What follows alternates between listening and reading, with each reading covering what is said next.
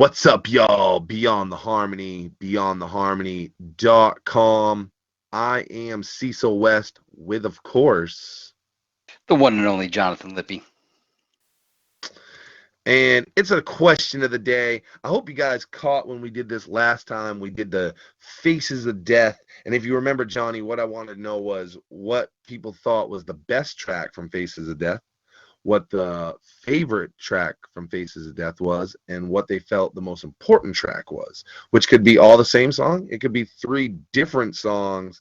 Um, Today, I'm going to keep it going in order.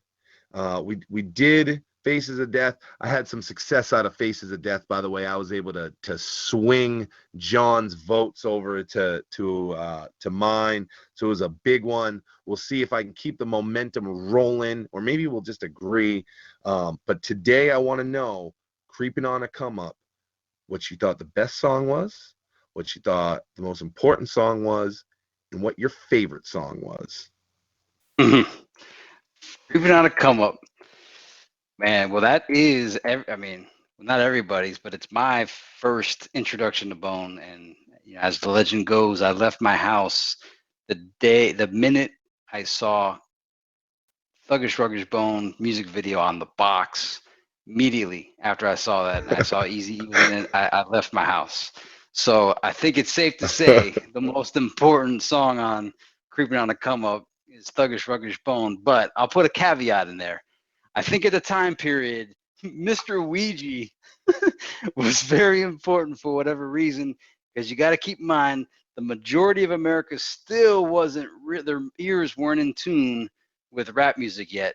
And I think that Mr. Ouija really attracted a whole different kind of fan base into the whole Bone lore, along with all the imagery. I never really was a fan of Mr. Ouija. I liked it like once or twice, but I saw kids like that's all they would play. There's Mr. Ouija and then Me Killa on the sequel, and Mr. Ouija 2. Not for me though. I think Thuggish Ruggish Bone. Obviously, we're not against rap. We're not against rappers, and Thuggish Ruggish Bone is most important. Now, as far as the best song on the album, I'm gonna have to say No Surrender, because that one will get you committing crimes. And again, first-handedly, I'm not just making that up theoretically. I was in vehicles with members of the LFMOB, and there'd be police cars driving by while No Surrender was playing, and they'd start saying, "Motherfuck your cop." I'm like, "Yo, let's make it home tonight." So I think No Surrender was probably the best, evoked the most irrational behavior. And then I think my favorite, and this changes as time goes on, my favorite's certainly not going to be Thuggish Ruggish, only because it's so played out in my head. I probably don't ever need to hear that again. I almost want to say Creepin', but my favorite is got to be First of the Month, because I'm not First of the Month, I'm sorry, For the Love of Money. F's first, For the Love of Money. For the Love of Money, just because I think like every time I like run into a house, I think of Fleshbone saying, bulldozed into the living room. You bulldozed into the living room. And so first of the month, and the verses, the way they all come in, Busy's verse, Crazy's verse, I love that whole track. I mean, Easy's verse is kind of like, all right, I don't know, but For the Love of Money, I'm gonna go with For the Love of Money as being my favorite, probably pound for pound. Although Woo! Creeping on a Come Up is pretty dope too. Yeah. There's 8 tracks, and it's not easy. I don't think. I think they did a great job. I just want to make sure I understand. So, most important, you took Thuggish Ruggish Bone. Best, Yeah. you said No Surrender, Yep. and your favorite was For the Love of Money. Yeah, and let me throw a caveat in there. Cousin Danny, who was very important to all this, his favorite track I know was Everyday Thing, and that just kind of reflects back to the original Everyday Thing from Faces of Death in our previous episode. But he swore Everyday Thing was the hardest track on the album, and actually not everything. Down for My Thing. Down for My Thing was Cousin Danny's favorite track on Creeping on a Come Up, and he swore that was the hardest Bone track in their entire history. He's like, Down for My Thing is the absolute hardest Bone song ever. We may have to have a question of the day. What do you think the hardest Bone track is? He swore "Down for My Thing" was the hardest. I Well, was, I yeah, I was like, okay, it's cool. I love me and cousin Danny got a lot in common a lot of times, and I'm just gonna tell you, I wasn't gonna go in this order, but my favorite track from the album is "Down for My Thing." Uh, I was actually gonna make you take a guess because I was like, I know he's not gonna guess this shit. But "Down for My Thing," I don't know what it is about it. Um, I love the track. I love the beat. It's funny too because the beat is by Rhythm D. I think it's the only beat he's ever done for Bone. Um, it's just so good. I love those that sound in the beat as it starts. It's just always been my favorite.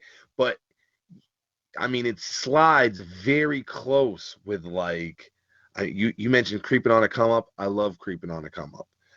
Yeah, I love the intro. I even love the intro, bro. I love the fucking intro. I love No Surrender. So it's like these songs are all extremely close to fucking together. But my favorite, Down for My Thing.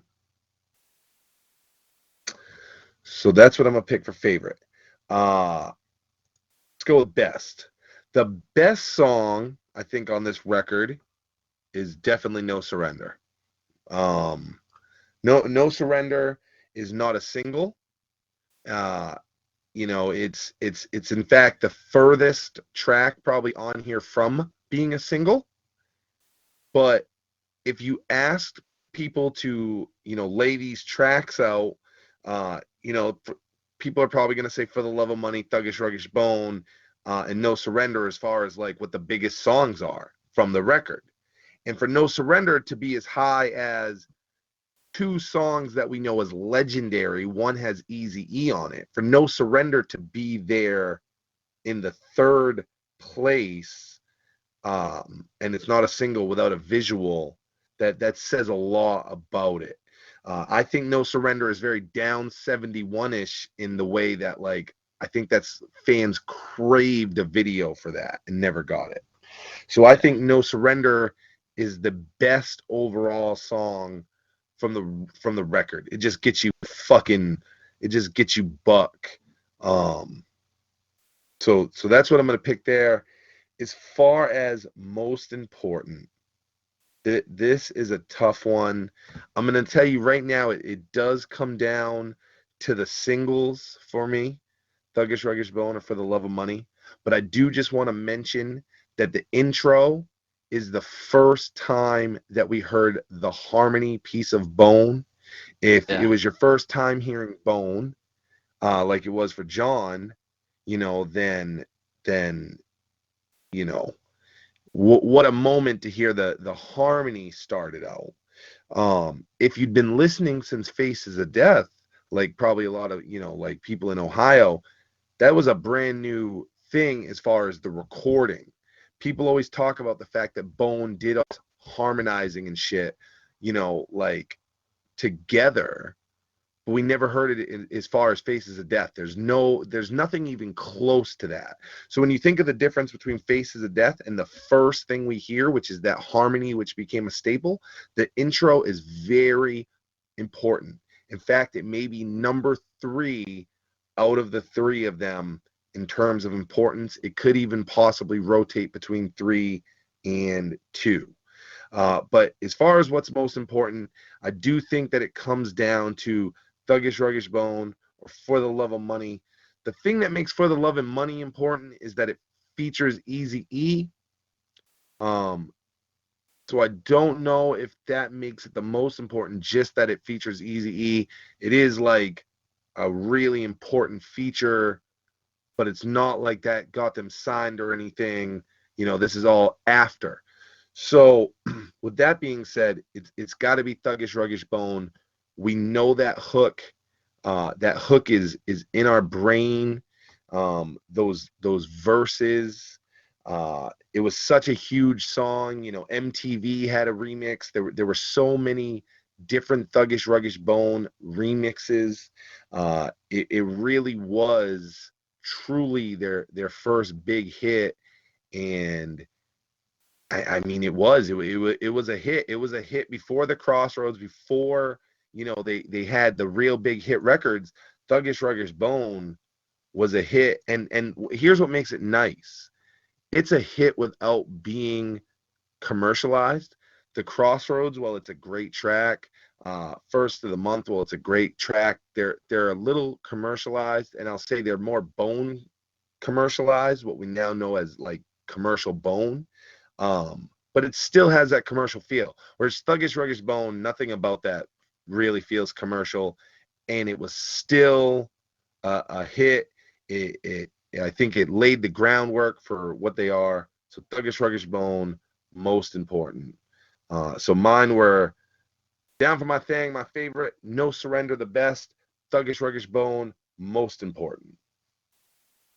Pretty much agreed on 2 out of the 3.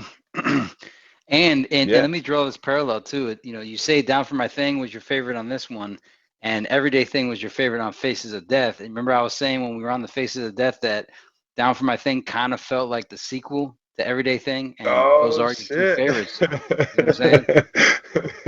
And then Oh shit. I agree that that you had those correlations between Down 71 and No Surrender, and then I'll throw in that I think it's Creeping on a Come Up feels like the prequel to Crept and We Came, kind of, in a way. I Oh, can see that. and to your point about us knowing that chorus for Thuggish Ruggish Bone, not only do we know it, not only is it embedded in our brains, it's literally embedded front and backward through our brain because it's reversed on the Eternal intro. And to your point about the intro for Creeping on a Come Up, the East 99 part is that was used in a commercial. And when I saw that commercial, I think I might have seen that commercial before I saw Thuggish Ruggish Bone, the music video, and I didn't know what I was looking at. I just heard East 99 is where you find this thing. And I was like, what is this? And I had no idea what was going on. I was like, who is this? I got to get this. And I didn't, when I saw Bone Thugs and Harmony, I was like, what? I'm a young kid. I didn't know how, like, Bone Thugs and Harmony just didn't fit like the same kind of names all the other groups had. And so I was like, I don't know what I'm looking at here.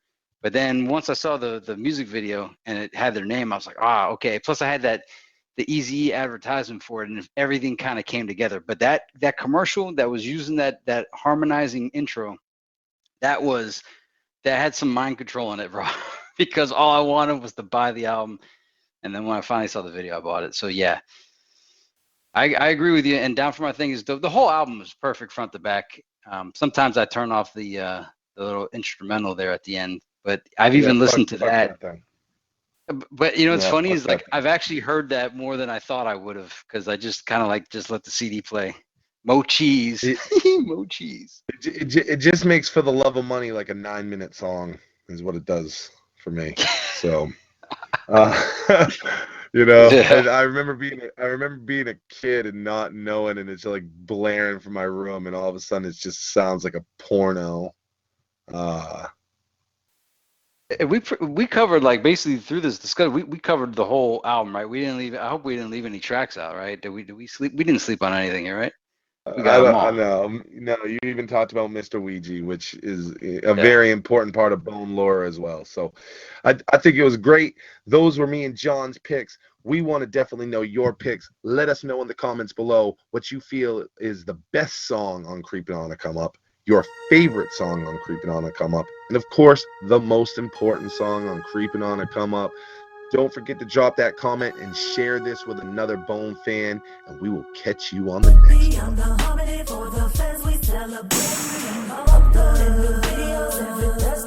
one.